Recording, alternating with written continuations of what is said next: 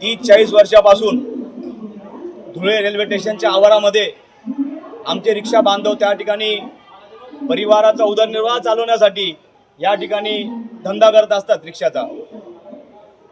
अगोदर फक्त धुळे चाळीसगाव ही ट्रेन अगोदर जात होती, याच्यानंतर आता धुळे मुंबई जाते। थोड्या दिवसामध्ये धुळे आणि पुणे या ठिकाणी रेल्वे चालू होणार आहे।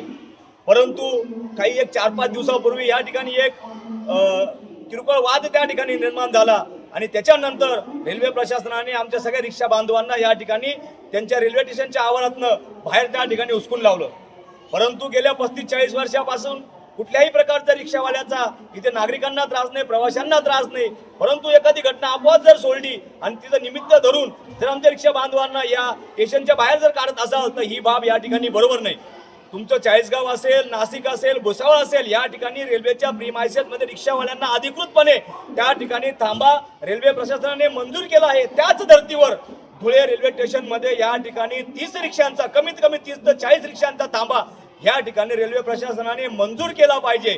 त्यासाठी आज शिवसेनेच्या वतीने सर्व रिक्षा बांधवांच्या पाठीशी या ठिकाणी शिवसेना खंबीरपणे उभी आहे आणि आज आम्ही या ठिकाणी स्टेशन मास्टरांना आम्ही निवेदन दिलंय। त्यांनी देखील आम्हाला ग्वाही दिलेली आहे की आम्ही लवकरात लवकर वरिष्ठांशी संपर्क साधून या ठिकाणी थांबा आपल्याला कसा मंजूर त्या ठिकाणी करता येईल असे आश्वासन या ठिकाणी दिलेलं आहे।